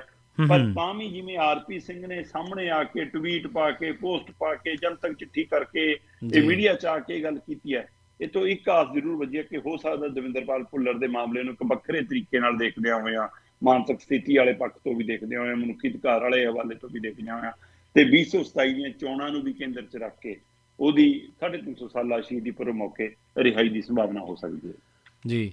ਤੇ ਆਪਾਂ ਇਹ ਵੀ ਚਰਚਾ ਕੀਤੀ ਹੈ ਸ਼ਰਮਾ ਜੀ ਪਹਿਲਾਂ ਵੀ, ਜਦੋਂ ਵੀ ਇਸ ਤੋਂ ਪਹਿਲਾਂ ਬੰਦੀ ਸਿੰਘਾਂ ਦੀ ਰਿਹਾਈ ਦਾ ਮਾਮਲਾ ਆਉਂਦਾ ਤਾਂ ਬੀਜੇਪੀ ਨੇ ਇਸ ਤੋਂ ਪਹਿਲਾਂ 2019 ਜਾਂ 20 ਦੇ ਵਿੱਚ ਐਲਾਨ ਕੀਤਾ ਸੀਗਾ ਵੀ ਅਸੀਂ ਬੰਦੀ ਸਿੰਘਾਂ ਨੂੰ ਛੱਡਣ ਜਾ ਰਹੇ ਹਾਂ, ਰਿਹਾਈ ਦਾ ਜਿਹੜਾ ਉਹ ਕੰਮ ਕਰਾਂਗੇ। ਉਹਨਾਂ ਦੇ ਵਿੱਚ ਪ੍ਰੋਫੈਸਰ ਦਵਿੰਦਰਪਾਲ ਸਿੰਘ ਭੁੱਲਰ ਦਾ ਵੀ ਨਾਂ ਸ਼ਾਮਲ ਸੀਗਾ ਜੀ। ਬਿਲਕੁਲ, ਉਹ 550 ਸਾਲਾ ਸ਼੍ਰੀ ਗੁਰੂ ਨਾਨਕ ਦੇਵ ਜੀ ਦੇ ਪ੍ਰਕਾਸ਼ ਪੁਰਬ ਦੀ ਜਿਹੜੀ ਲਿਸਟ ਤਿਆਰ ਹੋਈ ਸੀ ਉਹਦੇ ਵਿੱਚ ਸੀਗਾ ਨਾ ਨਾਮ। ਜੀ ਜੀ, ਉਹ ਲਿਸਟ ਤਿਆਰ ਸੀ, ਉਹ ਫਾਈਨਲ ਸੀ ਕਿ ਉਸ ਸਮੇਂ ਜਦੋਂ 2020 ਦੇ ਵਿੱਚ ਮੇਰਾ ਖਿਆਲ ਸੀਗਾ 550 ਸਾਲਾ ਜਦੋਂ ਆਪਾਂ ਗੁਰੂ ਨਾਨਕ ਦੇਵ ਜੀ ਦਾ ਮਨਾਇਆ, ਤੇ ਉਸ ਦੌਰਾਨ ਇਹ ਸੀਗਾ ਕਿ ਸ਼ਾਇਦ ਇੰਜ ਦੀ ਸੰਭਾਵਨਾ ਬਣ ਰਹੀ ਸੀ, ਪਰ ਉਹ ਨਹੀਂ ਹੋ ਸਕਿਆ। ਕੀ ਰਾਜਨੀਤਿਕ ਪਹਿਲੂ ਅੜੇ, ਕੀ ਕਾਰਨ ਬਣੇ, ਤੇ ਉਹਦੀ ਪ੍ਰਕਿਰਿਆ ਹੁਣ ਜਾ ਕੇ ਫਿਰ ਇਸ ਤਰੀਕੇ ਨਾਲ, ਕਿਉਂਕਿ ਮਨੁੱਖੀ ਅਧਿਕਾਰਾਂ ਦੇ ਲਈ ਜੇ ਕੁਰਬਾਨੀ ਵਾਲਾ ਪਹਿਲੂ ਦੇਖਣਾ ਤਾਂ 350 ਸਾਲਾ ਦੇ ਮੌਕੇ ਤੋਂ ਵੱਡਾ ਕੋਈ ਸ਼੍ਰੀ ਗੁਰੂ ਤੇਗ ਬਹਾਦਰ ਜੀ ਤੋਂ ਵੱਡੀ ਇਹ ਉਦਾਹਰਨ ਹੀ ਨਹੀਂ ਕੋਈ। ਜੀ ਸਹੀ ਹੈ ਕਿ ਮਤਲਬ ਕਿ ਦੂਸਰੀ ਧਿਰ ਦੇ ਲਈ, ਦੂਸਰੇ ਧਰਮ ਦੇ ਲਈ ਸਾਰਾ ਕੁਛ ਆਪਾ ਵਾਰ ਦੇਣਾ, ਹੈ ਨਾ। ਤੇ ਜਦੋਂ ਕਿ ਆਪਾਂ ਉਸ ਸਿਧਾਂਤ ਨੂੰ ਚਾਹੇ ਨਾਮ ਹੀ ਮੰਨਦੇ ਹੋਈਏ, ਜਿਵੇਂ ਜਿਹੜੀਆਂ ਹਿੰਦੂ ਧਾਰਨਾਵਾਂ, ਹਿੰਦੂ ਮਾਨਤਾਵਾਂ ਨੇ, ਉਹ ਹਿੰਦੂ ਧਰਮ ਦੇ ਲਈ ਸਨਮਾਨਜਨਕ ਨੇ, ਪਰ ਦੂਸਰੇ ਧਰਮ ਨੂੰ ਜੇ ਇਹ ਪਖੰਡ ਦੇ ਰੂਪ 'ਚ ਵੀ ਲੱਗਦੀਆਂ ਨੇ, ਪਰ ਤਾਂ ਵੀ ਮਨੁੱਖੀ ਕਦਰਾਂ ਕੀਮਤਾਂ ਨੂੰ ਧਿਆਨ 'ਚ ਰੱਖਦਿਆਂ ਹੋਇਆਂ, ਉਹਨਾਂ ਦਾ ਸਤਿਕਾਰ ਕਰਦਿਆਂ ਉਹਦੇ ਲਈ ਕੁਰਬਾਨੀ ਦੇਣ ਲਈ ਜਾਣਾ, ਇਹ ਤੋਂ ਵੱਡੀ ਮਨੁੱਖੀ ਹੱਕਾਂ ਦੀ ਲੜਾਈ ਦਾ ਕੋਈ ਉਦਾਹਰਨ ਨਹੀਂ ਹੈਗਾ। ਸਹੀ ਹੈ, ਜਿਵੇਂ ਗੁਰੂ ਸਾਹਿਬ ਨੇ ਕੁਰਬਾਨੀ ਦਿੱਤੀ। ਸੋ ਉਹਦੇ ਵਿੱਚੋਂ ਇਹ ਆਸ ਹੈ ਕਿ ਉਹਦਾ ਮਤਲਬ ਕਿ ਜਵਾਬ ਦੇਣ ਦੇ ਤਰੀਕੇ ਨੂੰ ਇੰਝ ਲਿਆ ਜਾਵੇ ਕਿ ਲਓ ਜੀ ਅਸੀਂ ਉਹ ਗੁਰੂ ਸਾਹਿਬ ਦੇ ਦਿਨ ਦੇ ਉੱਤੇ, ਸ਼ਹੀਦੀ ਦਿਹਾੜੇ ਦੇ ਉੱਤੇ ਅਸੀਂ ਇਹ ਪਹਿਲ ਕਦਮੀ ਕਰ ਰਹੇ ਹਾਂ। ਉਹਦੇ ਵਿੱਚੋਂ ਦੇਖਿਆ ਜਾ ਰਿਹਾ ਕਿ ਸ਼ਾਇਦ ਇਹ ਹੋਵੇ, ਪਰ ਬੀਜੇਪੀ ਇਕੱਲੇ ਇੱਕ ਨੁਕਤੇ ਨੂੰ ਦੇਖ ਕੇ ਨਹੀਂ ਚੱਲਦੀ, ਉਹ ਕਈ ਨੁਕਤੇ ਦੇਖਦੀ ਹੈ ਕਿ ਇਹਦਾ ਅਸਰ ਕਿਤੇ ਹੋਰ ਕਿੰਨਾ ਪੈਣਾ, ਕਿਤੇ ਨਹੀਂ ਪੈਣਾ, ਕਈ ਕੁਝ ਬਾਅਦ ਕੇ ਫੈਸਲਾ ਹੋਣਾ। ਪਰ ਇੱਕ ਆਸ ਹੈ ਜੀ, ਆਪਾਂ ਉਸ ਆਸ ਦੇ ਹਵਾਲੇ ਨਾਲ ਖਬਰ ਤੇ ਗੱਲ ਕੀਤੀ ਹੈ। ਜੀ ਜੀ। ਤੇ ਜਾਂਦੇ ਸ਼ਰਮਾ ਜੀ ਗੱਲ ਕਰੀਏ ਤਰਨਤਾਰਨ ਜ਼ਿਮਨੀ ਚੋਣ ਦੇ ਬਾਰੇ, ਕਹਿੰਦੇ ਹੁਣ ਆਮ ਆਦਮੀ ਪਾਰਟੀ ਨੂੰ ਘਰ ਦੇ ਵਿੱਚ ਹੀ ਚੁਣੌਤੀਆਂ ਮਿਲਣ ਲੱਗ ਪਈਆਂ ਜੀ। ਹਾਂ ਬਿਲਕੁਲ ਜੀ, ਨਾਮਜ਼ਦਗੀ ਦਾ ਕੰਮ ਨਿਬੜ ਗਿਆ ਹੈ। ਹੁਣ ਵਾਪਸੀ ਦੀ ਪ੍ਰਕਿਰਿਆ ਚੱਲਣੀ ਹੈ। 19 ਉਮੀਦਵਾਰ ਮੈਦਾਨ 'ਚ ਨੇ ਤੇ ਆ ਹੁਣ ਮਤਲਬ ਕਿ 24 ਤਰੀਕ ਤੱਕ ਵਾਪਸੀ ਹੈ ਹਨਾ, ਜਾਂਚ ਪੜਤਾਲ ਤੋਂ ਬਾਅਦ। ਤੇ ਦੇਖਦੇ ਹਾਂ ਜੀ ਕਿੰਨੇ ਕੁ ਵਾਪਸ ਲੈਂਦੇ ਨੇ, ਕਿੰਨੇ ਕੁ ਮੈਦਾਨ 'ਚ ਰਹਿੰਦੇ ਨੇ। ਮੁੱਖ ਤੌਰ ਤੇ ਤਾਂ ਹੁਣ ਤੁਸੀਂ ਕਹਿ ਸਕਦੇ ਹੋ ਕਿ ਪਹਿਲਾਂ 5 ਧਿਰਾਂ ਸਿੱਧੀਆਂ ਮੈਦਾਨ 'ਚ ਨੇ ਅਸਲ 'ਚ, ਜਿਨ੍ਹਾਂ 'ਚ ਲੋਕ ਮੁਕਾਬਲਾ ਦੇਖਦੇ ਰਹੇ ਨੇ। ਤੇ ਉਹਨਾਂ 'ਚੋਂ ਜਿੱਦਾਂ ਹੀ ਹੁਣ ਚੋਣ ਮਾਹੌਲ ਭਖਣਾ ਦੀਵਾਲੀ ਲੰਘ ਗਈ ਆ, ਹੁਣ ਸਾਰਾ ਧਿਆਨ ਉਧਰ ਕੇਂਦਰਿਤ ਹੋਣਾ। ਫਿਰ ਦੇਖਣ ਵਾਲਾ ਹੋਊਗਾ ਕਿ ਇਹ 5 ਧਿਰਾਂ ਦੇ ਵਿੱਚੋਂ ਕੀ ਪੰਜਕੋਣਾ ਰਹਿੰਦਾ ਮੁਕਾਬਲਾ, ਕੀ ਚਕੋਣਾ ਬਣਦਾ, ਕੀ ਤਿਕੋਣਾ ਬਣਦਾ, ਕੀ ਆਮੋ ਸਾਹਮਣੇ ਦਾ ਬਣਦਾ, ਜਾਂ ਇੱਕੋ ਧਿਰ ਅੱਗੇ ਵੱਧ ਜਾਂਦੀ ਹੈ। ਇਹ ਹੁਣ ਸਪਸ਼ਟ ਹੋ ਜਾਏਗਾ, ਕਿਉਂਕਿ ਇੱਕ ਪਾਸੇ ਤਾਂ 2 ਸਰਕਾਰਾਂ ਨੇ ਜੀ, ਤੀਜੇ ਪਾਸੇ ਉਹ ਹੈ ਜਿਹੜੀ ਕਹਿੰਦੀ ਕਿ ਇਸ ਇਲਾਕੇ ਦੀ ਮੈਂ ਸਰਕਾਰ ਹਾਂ। ਇੱਕ ਤਾਂ ਕੇਂਦਰ ਸਰਕਾਰ ਹੈ ਜਿਹੜੀ ਕਹਿੰਦੀ ਸਾਡੇ ਕੋਲ ਮਨੀ ਮਸਲ ਤੇ ਸਿਆਸੀ ਸੂਝ-ਬੂਝ ਸਾਰੀ ਸਾਡੇ ਕੋਲੇ। ਉਹ ਤਰਨਤਾਰਨ 'ਚ ਕਿੰਨੀ ਕੰਮ ਆਉਂਦੀ ਹੈ ਬੀਜੇਪੀ ਦੀ, ਦੇਖਣ ਵਾਲੀ ਗੱਲ ਹੈ। ਦੂਜੇ ਪਾਸੇ ਸੂਬਾ ਸਰਕਾਰ ਹੈ ਜਿਹੜੀ ਕਹਿੰਦੀ ਸਾਡਾ ਹੀ ਇੱਥੇ ਐਮਐਲਏ ਸੀ, ਅਸੀਂ ਉਹ ਸਰਕਾਰ 'ਚ ਹਾਂ, ਸਾਨੂੰ ਇਹ ਚੋਣ ਲੜਨੀ ਹੁੰਦੀ, ਜਿਮਨੀ ਚੋਣ ਤੇ ਹੱਕ ਹੈ ਸਾਡਾ ਸਰਕਾਰ ਦਾ ਹੁੰਦਾ, ਇਸ ਲਈ ਅਸੀਂ ਹਾਂ। 2 ਤਾਂ ਸਰਕਾਰਾਂ ਨੇ ਸਿੱਧੀਆਂ, ਕੇਂਦਰ ਦੀ, ਸੂਬੇ ਦੀ ਜੀ। ਤੀਜੀ ਜੇ ਤੁਸੀਂ ਤਰਨਤਾਰਨ ਵਿਧਾਨ ਸਭਾ ਹਲਕਾ ਦੇਖਣਾ ਤਾਂ ਇੱਕ ਖਡੂਰ ਸਾਹਿਬ ਲੋਕ ਸਭਾ ਹਲਕੇ ਦੇ ਅਧੀਨ ਆਉਂਦਾ, ਜਿੱਥੋਂ ਅੰਮ੍ਰਿਤਪਾਲ ਵੱਡੀਆਂ ਵੋਟਾਂ ਦੇ ਮਾਰਜਨ ਨਾਲ ਜਿੱਤੇ ਸੀਗੇ। ਉਹਦੇ ਵਿੱਚ ਤਰਨਤਾਰਨ ਵੀ ਸੀ। ਤੇ ਅੰਮ੍ਰਿਤਪਾਲ ਸਿੰਘ ਹੁਣ ਪਾਰਟੀ ਦੇ ਰੂਪ 'ਚ ਨੇ, ਉਹਨਾਂ ਦਾ ਪਰਿਵਾਰ, ਤੇ ਉਹ ਹੈ ਨਾ, ਇਸ ਲਈ ਵਾਰਿਸ ਪੰਜਾਬ ਦੇ ਅਕਾਲੀ ਦਲ ਦੇ ਵੱਲੋਂ, ਫਿਰ ਉਹਨਾਂ ਦੇ ਨਾਲ ਪੁਨਰ ਸੁਰਜੀਤ ਅਕਾਲੀ ਦਲ, ਫਿਰ ਅਕਾਲੀ ਦਲ ਅੰਮ੍ਰਿਤਸਰ ਤੇ ਹੋਰ ਪੰਥਕ ਧਿਰਾਂ ਨੇ ਸਾਂਝਾ ਉਮੀਦਵਾਰ ਖੜਾ ਕਰਤਾ ਜੀ। ਸੋ ਇਸ ਲਈ ਉਹ ਕਹਿੰਦੇ ਵੀ ਇੱਥੋਂ ਅਸੀਂ ਜਿੱਤੇ ਹੋਏ ਆ, ਇਸ ਨਾਤੇ ਇਸ ਇਲਾਕੇ ਦੀ ਸਰਕਾਰ ਤਾਂ ਅਸੀਂ ਆ। ਤੇ ਇੰਜ 3 ਤਾਂ ਸਰਕਾਰਾਂ ਨੇ। ਉਹ ਤੋਂ ਬਿਨਾਂ ਕਾਂਗਰਸ ਕਹਿੰਦੀ ਅਗਲੀ ਵਾਰ ਸਰਕਾਰ ਸਾਡੀ ਬਣਨੀ ਹੈ, ਇਸ ਲਈ ਅਸੀਂ ਵੀ ਮੁਕਾਬਲੇ 'ਚ ਪੂਰੀ ਤਰ੍ਹਾਂ ਹੈਗੇ ਆ ਜੀ। ਤੇ ਅਕਾਲੀ ਦਲ ਕਹਿੰਦਾ ਸਾਡਾ ਤਾਂ ਜਨਮੇ ਹੁਣ ਇੱਥੋਂ ਹੋਣਾ, ਮੁੜ ਕੇ ਅਸੀਂ ਤਾਂ ਮੁੜ ਕੇ ਡੰਡੀ ਇੱਥੋਂ ਹੀ ਫੜਨੀ ਹੈ, ਜਿੱਤ ਦੀ ਚੰਡੀਗੜ੍ਹ ਤੱਕ ਜਾਣ ਦਾ ਰਾਹ ਹੀ ਇੱਥੋਂ ਬਣਨਾ ਹੈ। ਸੁਖਬੀਰ ਬਾਦਲ ਕਹਿੰਦੇ ਜੀ ਮੈਂ ਤਾਂ ਕੰਮੇ ਬਹੁਤ ਕਰ ਲਿਆ, ਇਸ ਲਈ ਮੈਂ ਵੀ ਹੈਗਾ। ਸੋ ਕੁੱਲ 5 ਧਿਰਾਂ ਸਿੱਧੀਆਂ ਦਿਖਦੀਆਂ ਨੇ, ਬੀਜੇਪੀ ਤੇ ਆਮ ਆਦਮੀ ਪਾਰਟੀ, ਸਾਂਝਾ ਪੰਥਕ ਧਿਰ ਤੇ ਅਕਾਲੀ ਦਲ ਤੇ ਕਾਂਗਰਸ ਜੀ। ਹੁਣ ਇਹ ਤੋਂ ਇਲਾਵਾ ਬਾਕੀ ਕੁਝ ਆਜ਼ਾਦ ਨੇ, ਕੁਝ ਹੋਰ ਦਲਾਂ ਦੇ ਨੇ, ਪਰ ਸਭ ਦੀਆਂ ਨਜ਼ਰਾਂ ਇਹਨਾਂ ਤੇ ਸੀ। ਪਰ ਇਹਨਾਂ ਦੇ ਵਿਚਾਲੇ ਇੱਕ ਉਮੀਦਵਾਰ ਹੋਰ ਦਾਖਲ ਹੋਇਆ ਜਿਹਦੀ ਚਰਚਾ ਤਾਂ ਹੋ ਰਹੀ ਹੈ। ਉਹ ਚਰਚਾ ਹੋ ਰਹੀ ਹੈ ਖਡੂਰ ਸਾਹਿਬ ਤੋਂ ਜਿਹੜਾ ਐਮਐਲਏ ਅੰਦਰ ਹੈ ਹੁਣ ਇਹਨਾਂ ਦਾ, ਹੈ ਨਾ, ਉਹਦੇ ਮਾਮਲੇ ਦੇ ਵਿੱਚ ਜਿਹੜੀ ਬੀਬੀ ਦੀ ਸ਼ਿਕਾਇਤ ਦੇ ਆਧਾਰ ਤੇ ਲੰਬੀ ਲੜਾਈ ਕਿ ਪੁਲਿਸ ਨੇ ਉਸ ਐਮਐਲਏ ਨੇ ਉਸ ਸਮੇਂ ਮਿਲ ਕੇ ਬਦਸਲੂਕੀ ਕੀਤੀ, ਬਦਤਮੀਜ਼ੀ ਕੀਤੀ, ਉਹ ਬੀਬੀ ਨੇ ਵੀ ਕਾਗਜ਼ ਦਾਖਲ ਕਰ ਦਿੱਤੇ ਨੇ, ਹੈ ਨਾ ਜੀ। ਤੇ ਉਹਦੀ ਵੀ ਚਰਚਾ ਕਾਫੀ ਹੈ ਕਿ ਆਜ਼ਾਦ ਉਮੀਦਵਾਰ ਵਜੋਂ ਉਹ ਬੀਬੀ ਸਾਹਮਣੇ ਆ ਗਈ, ਜਿਹਦੇ ਪੁਲਿਸ ਨੇ ਬਾਅਦ ਚੋਂ ਥੱਪੜ ਮਾਰਦਿਆਂ ਦੀ ਵੀਡੀਓ ਵੀ ਆਈ ਸੀ, ਸਾਰਾ ਕੁਝ ਸੀ, ਹੈ ਨਾ। ਤੇ ਵੈਸੇ ਤਾਂ ਖਡੂਰ ਸਾਹਿਬ ਦੀ ਸੀਟ ਵੀ ਖਾਲੀ ਐਲਾਨਣੀ ਬਣਦੀ ਸੀ, ਜਿਮਨੀ ਚੋਣ ਨਾਲੇ ਹੋ ਜਾਣੀ ਸੀ, ਸਰਕਾਰ ਉਹ ਤੋਂ ਭੱਜ ਰਹੀ ਆ। ਹੋ ਸਕਦਾ ਫਿਰ ਜੇ ਉਹ ਚੋਣ ਨਾਲ ਹੁੰਦੀ, ਬੀਬੀ ਇੱਧਰ ਦੀ ਬਜਾਏ ਉੱਧਰ ਕਾਗਜ਼ ਭਰਦੀ। ਪਰ ਹੁਣ ਉਹ ਬੀਬੀ ਦੀ ਚਰਚਾ ਹੈਗੀ ਆ ਜੀ ਜੀ। ਉਹ ਅਸਰ ਕਿੰਨਾ ਕੁ ਪਾਉਂਦੀ ਹੈ ਵੋਟਾਂ ਦਾ ਸਮਾਂ ਦੱਸੂਗਾ। ਪਰ ਜਿਹੜੀ ਚਰਚਾ ਵੱਧ ਹੈ ਆਜ਼ਾਦ ਉਮੀਦਵਾਰਾਂ ਚੋਂ, ਉਹ ਹੈ ਜੀ ਸਾਬਕਾ ਜਿਹੜੇ ਇੱਥੋਂ ਦੇ ਐਮਐਲਏ ਸੀਗੇ, ਜਿਹੜੇ ਇਸ ਦੁਨੀਆ 'ਚ ਨਹੀਂ ਰਹੇ, ਮहरूਮ ਐਮਐਲਏ ਹੈ ਨਾ, ਡਾਕਟਰ ਕਸ਼ਮੀਰ ਸਿੰਘ ਸੋਹਲ, ਹਾਂਜੀ ਹਾਂਜੀ, ਉਹਨਾਂ ਦੇ ਜਿਹੜੇ ਭਾਣਜੇ ਨੇ ਤੇ ਉਹ ਇਹਨਾਂ ਦੇ ਪੀਏ ਵੀ ਰਹੇ ਨੇ, ਕੋਮਲਪ੍ਰੀਤ ਸਿੰਘ, ਐਡਵੋਕੇਟ ਕੋਮਲਪ੍ਰੀਤ ਸਿੰਘ, ਉਹਨਾਂ ਨੇ ਆਜ਼ਾਦ ਤੌਰ ਤੇ ਕਾਗਜ਼ ਭਰ ਰਹੇ ਨੇ। ਉਹ ਕਹਿੰਦੇ ਵੀ ਪਾਰਟੀ ਤੱਕ ਅਸੀਂ ਪਹੁੰਚ ਅਪਰੋਚ ਕੀਤੀ ਸੀ ਜੀ, ਪਾਰਟੀ ਨੂੰ ਅਸੀਂ ਭਰੋਸੇ 'ਚ ਲਿਆ ਸੀ ਕਿ ਵੀ ਕਿ ਅਸੀਂ ਲੜਨਾ ਚਾਹੁੰਦੇ ਹਾਂ, ਵਰਕਰ ਸਾਡੇ ਨਾਲ ਨੇ। ਉਹ ਕਹਿੰਦੇ ਨਾ ਤਾਂ ਸਾਨੂੰ ਟਿਕਟ ਦਿੱਤੀ ਪਰਿਵਾਰਕ ਤੌਰ ਤੇ, ਨਾ ਪਾਰਟੀ ਦੀ ਕਿਸੇ ਹੋਰ ਵਰਕਰ ਨੂੰ ਟਿਕਟ ਦਿੱਤੀ ਜੀ। ਤੇ ਪਾਰਟੀ ਨਾਲ ਤਾਂ ਧੋਖਾ ਕੀਤਾ ਜੀ, ਬਾਹਰੋਂ ਲਿਆ ਕੇ ਉਮੀਦਵਾਰ, ਮਤਲਬ ਆਧਾਰਾ ਉਮੀਦਵਾਰ ਨੂੰ ਟਿਕਟ ਦਿੱਤੀ। ਫਿਰ ਜੀ ਪਾਰਟੀ ਦਾ ਵਰਕਰ ਤਾਂ ਨਾਰਾਜ਼ ਹੈ ਜੀ, ਇਸ ਲਈ ਉਹ ਸਾਡੇ ਨਾਲ ਆਊਗਾ, ਇਹ ਦਮ ਭਰਦੇ ਨੇ। ਸੋ ਇਸ ਲਈ ਆਜ਼ਾਦ ਐਮਐਲਏ ਦੇ, ਆਜ਼ਾਦ ਉਮੀਦਵਾਰ ਦੇ ਤੌਰ ਤੇ ਸਾਬਕਾ ਮहरूਮ ਐਮਐਲਏ ਦੇ ਭਾਣਜੇ ਵੱਲੋਂ ਕਾਗਜ਼ ਭਰਨ ਦਾ ਪਾਰਟੀ ਵਰਕਰਾਂ ਤੇ ਸਥਾਨਕ ਲੋਕਾਂ ਤੇ ਕਿੰਨਾ ਅਸਰ ਪੈਂਦਾ, ਇਹ ਤਾਂ ਵੋਟਾਂ ਦੱਸਣਗੀਆਂ। ਪਰ ਉਹਦੀ ਆਮਦ ਨੇ ਫਿਕਰ ਜ਼ਰੂਰ ਸੱਤਾਧਾਰੀ ਧਿਰ ਦਾ ਵਧਾਇਆ ਹੋਊਗਾ ਕਿ ਵੀ ਇਹ ਨੁਕਸਾਨ ਸਾਨੂੰ ਹੀ ਕਰੂ ਜੀ। ਸਹੀ ਹੈ। ਹੁਣ ਇਹ ਕੀ ਇਕੱਲਾ ਆਮ ਆਦਮੀ ਪਾਰਟੀ ਨੂੰ ਇਹ ਨੁਕਸਾਨ ਕਰੂਗਾ, ਜਾਂ ਜਿਹੜੀ ਧਿਰ ਮੂਹਰੇ ਵੱਧਦੀ ਦਿਖੂਗੀ ਉਹਦੇ ਲਈ ਵੀ ਨੁਕਸਾਨਦੇਹ ਹੋ ਸਕਦਾ।